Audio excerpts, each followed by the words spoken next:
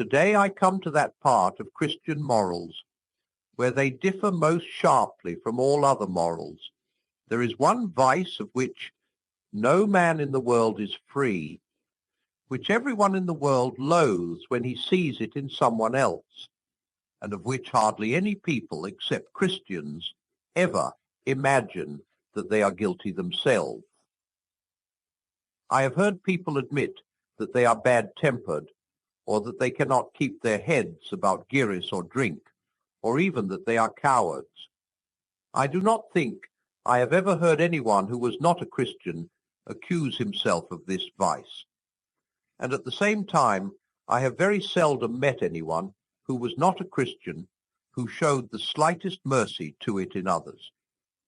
There is no fault which makes a man more unpopular, and no fault which we are more unconscious of in ourselves.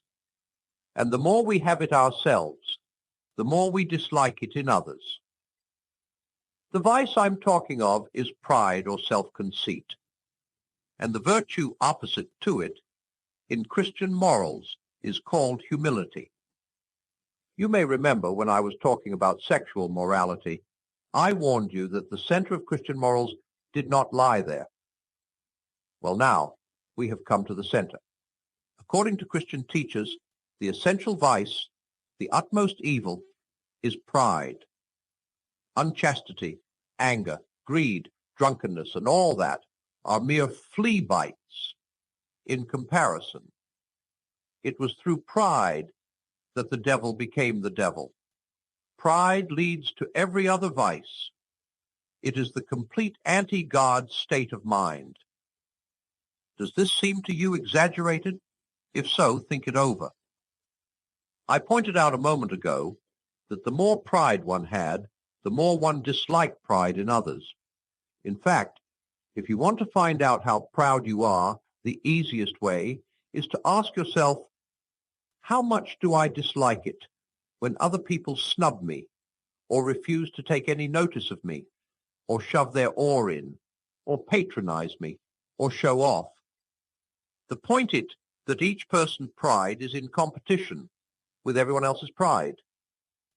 It is because I wanted to be the big noise at the party that I am so annoyed at someone else being the big noise. Two of a trade never agree. Now what you want to get clear is that pride is essentially competitive, is competitive by its very nature, while the other vices are competitive only. So to speak, by accident, pride gets no pleasure out of having something, only out of having more of it than the next man. We say that people are proud of being rich, or clever, or good-looking, but they are not. They are proud of being richer, or cleverer, or better-looking than others. If everyone else became equally rich, or clever, or good-looking, there would be nothing to be proud about. It is the comparison that makes you proud, the pleasure of being above the rest. Once the element of competition is gone, pride is gone. That is why I say that pride is essentially competitive in a way the other vices are not. The sexual impulse may drive two men into competition if they both want the same girl, but that is only by accident. They might just as likely have wanted two different girls. But a proud man will take your girl from you, not because he wants her, but just to prove to himself that he is a better man than you. Greed may drive men into competition if there is not enough to go round, but the proud man, even when he has got more than he can possibly want, will try to get still more just to assert his power. Nearly all those evils in the world which people put down to greed or selfishness are really far more the result of pride. Take it with money. Greed will certainly make a man want money for the sake of a better house, better holidays, better things to eat and drink. But only up to a point. What is it dial makes a man with $10,000 a year anxious to get $20,000 a year? It is not the greed for more pleasure. $10,000 will give all the luxuries that any man can really enjoy. It is pride, the wish to be richer than some other rich man, and, still more, the wish for power. For of course power is what pride really enjoys. There is nothing makes a man feel so superior to others as being able to move them about like toy soldiers. What makes a pretty girl spread misery wherever she goes by collecting admirers? Certainly not her sexual instinct. That kind of girl is quite often sexually frigid. It is pride. What is it that makes a political leader or a whole nation go on and on demanding more and more? Pride. Again. Pride is competitive by its very nature. That is why it goes on and on. If I am a proud man, then as long as there is one man in the whole world more powerful or richer or cleverer than I, he is my rival and my enemy. The Christians are right. It is pride which has been the chief cause of misery in every nation and every family since the world began. Other vices may sometimes bring people together. You may find good fellowship and jokes and friendliness among drunken people or unchaste people. But pride always means enmity. It is enmity. And not only enmity between man and man, but enmity to God. In God you come up against something which is in every respect immeasurably superior to yourself.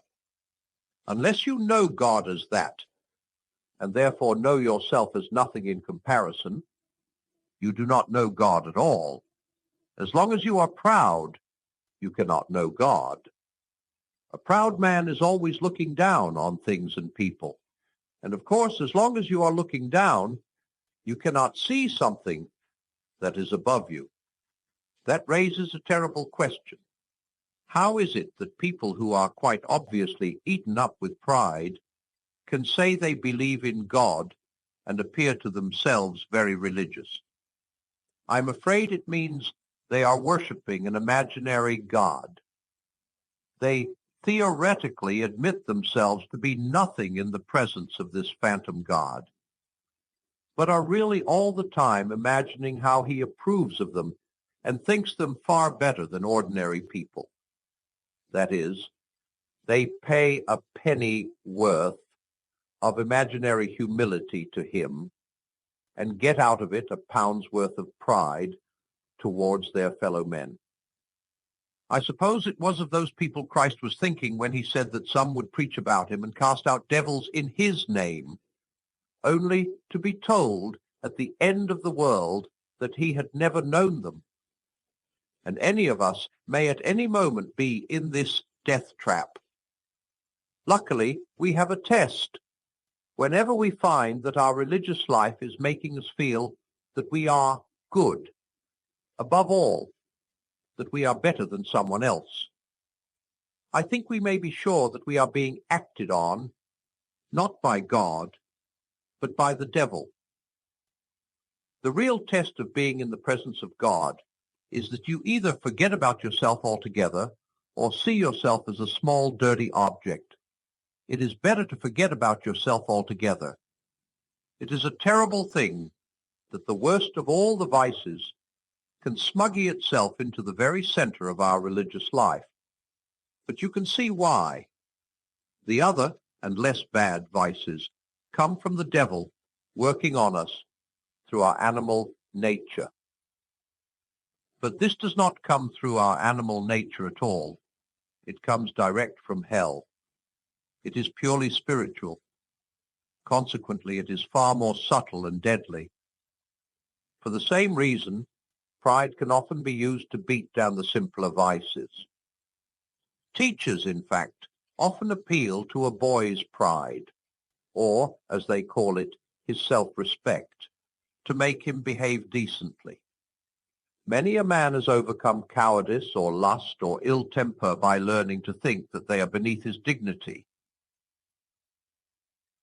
That is, by pride. The devil laughs. He is perfectly content to see you becoming chaste and brave and self-control provided all the time. He is setting up in you the dictatorship of pride, just as he would be quite content to see your chilblains cured if he was allowed in return to give you cancer. For pride is spiritual cancer. It eats up the very possibility of love or contentment or even common sense. Before leaving this subject, I must guard against some possible misunderstandings. 1. Pleasure in being praised is not pride. The child who is patted on the back for doing a lesson well, the woman whose beauty is praised by her lover, the saved soul to whom Christ says, "Well done," are pleased and ought to be. For here the pleasure lies not in what you are, but in the fact that you have pleased someone you wanted and rightly wanted to please. The trouble begins when you pass from thinking, "I have pleased him, all is well," to thinking, "What a fine person I must be to have done it." The more you delight in yourself, and the less you delight in the praise, the worse you are becoming. When you delight wholly in yourself and do not care about the praise at all, you have reached the bottom. That is why vanity, though it is the sort of pride which shows most on the surface, is really the least bad and most pardonable sort. The vain person wants praise, applause, admiration too much, and is always angling for it. It is a fault, but a childlike and even, in an odd way, a humble fault. It shows that you are not yet completely contented with your own admiration. You value other people enough to want them to look at you. You are, in fact, still human. The real black diabolical pride comes when you look down on others so much that you do not care what they think of you. Of course, it is very right, and often our duty, not to care what people think of us if we do so for the right reason, namely, because we care so incomparably more what God thinks. But the proud man has a different reason for not caring. He says, "Why should I care for the applause of that rabble, as if their opinion were worth anything? And even if their opinions were of value, am I the sort of man to blush with pleasure at a compliment, like some chit of a girl at her first dance? No, I am an integrated adult personality. All I have done has been done to satisfy my own ideals, or my artistic conscience, or the traditions of my family, or in a word, because I'm that kind of chap. If the mob like it, let them. They're nothing to me." In this way, real thoroughgoing pride may act as a check on vanity, for as I said a moment ago, the devil loves curing a small fault by giving you a great one. We must try not to be vain, but we must never call in our pride to cure our vanity. Better the frying pan than the fire. 2. We say in English that a man is proud of his son, or his father, or his school or regiment, and it may be asked whether pride in this sense is a sin. I think it depends on what exactly we mean by proud of. Very often in such sentences the phrase "is proud of" means has a warm-hearted admiration for. Such an admiration is, of course, very far from being a sin, but it might perhaps mean that the person in question gives himself airs on the ground of his distinguished father, or because he belongs to a famous regiment.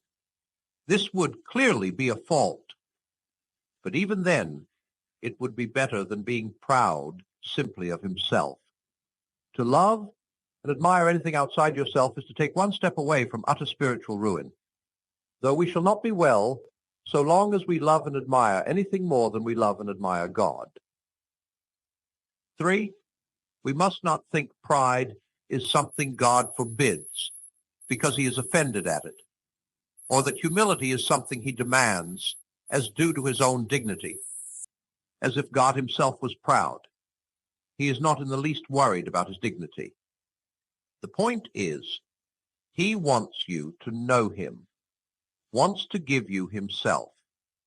And he and you are two things of such a kind that if you really get into any kind of touch with him, you will in fact be humble, delightedly humble, feeling the infinite relief of having for once got rid of all the silly nonsense about your own dignity, which has made you restless and unhappy all your life. He is trying to make you humble in order to make this moment possible, trying to take off a lot of silly, ugly, fancy dress in which we have all got ourselves up and are strutting about like the little idiots we are. I wish I had got a bit further with humility myself. If I had, I could probably tell you more about the relief, the comfort of taking the fancy dress off, getting rid of the false self with all its look at me and aren't I a good boy and all its posing and posturing. To get even near it, even for a moment, is like a drink of cold water to a man in a desert. 4. Do not imagine that if you meet a really humble man, he will be what most people call humble nowadays. He will not be a sort of greasy, smarmy person who is always telling you that, of course, he is nobody. Probably all you will think about him is that he seemed a cheerful, intelligent chap who took a real interest in what you said to him. If you do dislike him, it will be because you feel a little envious of anyone who seems to enjoy life so easily. He will not be thinking about humility. He will not be thinking about himself at all. If anyone would like to acquire humility, I can, I think, tell him the first step. The first step is to realize that one is proud, and a biggish step too. At least nothing whatever can be done before it. If you think you're not conceited, it means you are very conceited indeed.